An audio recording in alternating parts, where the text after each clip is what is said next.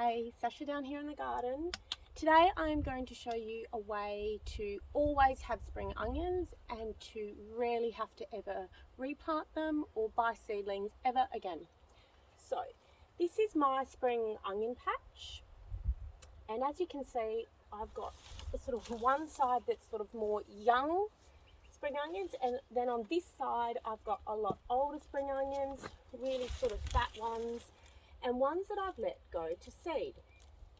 Okay, so this patch of spring onions is really sort of embracing permaculture and nature's own innate way of growing and reproducing. I leave this patch pretty much to its own devices, but probably 2, maybe 3 times a year I'll come out and I'll give it a bit of a regenerate, a bit of TLC, but for the most part I don't really touch this plot. I'll give it a water, I'll come and harvest the spring onions that I need, but for the most part I just let it be. So first thing, when I'm growing my spring onions and I want to come down and eat some, I never pull the spring onion up. Don't do that. If you want to keep your spring onion patch growing and have it all the time, I always just come out and I will cut off what I need. Now, as you can see, I have cut off my spring onion to about there, right? The reason I'm doing that is because spring onion is amazing at regrowing itself. As you can see with these ones here, I've cut them and they're growing up brand new again. So you don't have to keep planting spring onion. You can literally plant your spring onion when you want it, come out, cut off what you need, and then it will come up on its own, and it really doesn't take very long at all. So that's how I harvest my spring onion. I will tidy this up a little bit, take it into the house. I'll chop this all up and I'll pop it into a Tupperware container so it's ready to go whenever I want to use it, in salads, cooking, whatever. And I will find that will last chopped up in a Tupperware container easily over a week. So it's just another way to save time in the kitchen.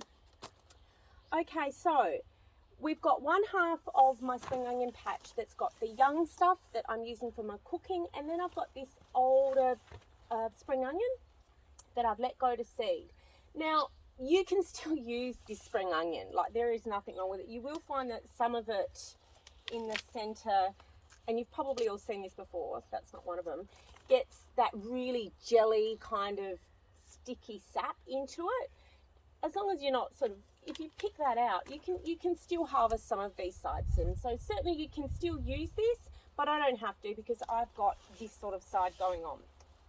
So, as you can see, really, really big and fat. I've got flower heads that have created seed in varying stages within the garden. This stuff here is really quite dry.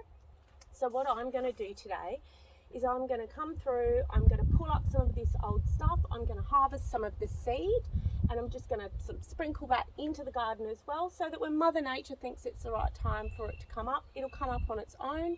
So I'm really not having to do too much here. I'm just sort of letting nature sort of take its course. And I'm going to get you in here closer, but you'll already see that I've already got some spring onion that's come up in the ground anyway. Now, as you can see, I've already got spring onion coming up here. So this is awesome, and this is clearly come off of this really old head, and this one here. So that's awesome. So when I pull all of this out, what I can do is I've already got spring onion there ready to plant in its place. While I'm waiting for that to get bigger, I've still got that spring onion as well. So it's just nature. If you can work with nature and work with plant cycles, it just makes gardening easier.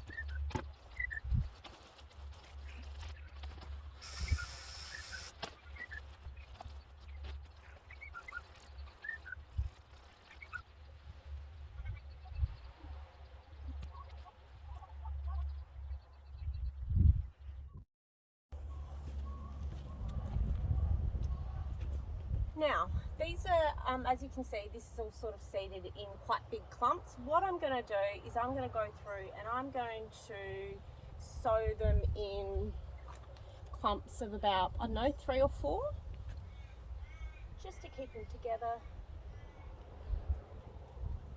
And then you can sort of also, it makes harvesting them easy, because generally when you're getting some spring onions, you need 3 or 4. So with these ones here, I've sort of planted them in little bunches. So I'm just going to go through and I'm going to plant them in, give them a water, and let nature do its thing.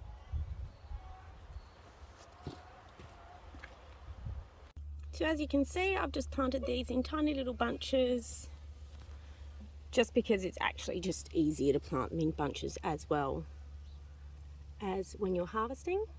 So they're all in there. And all of those seeds that I dropped in here, I haven't worried too much about covering them, because they're a really small seed.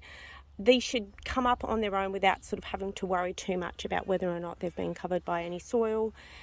These guys get a decent watering on my irrigation. And I've just come through also and I've just added in a little bit of that aged horse manure and dirt into my existing spring onions, just to give them a little bit of TLC.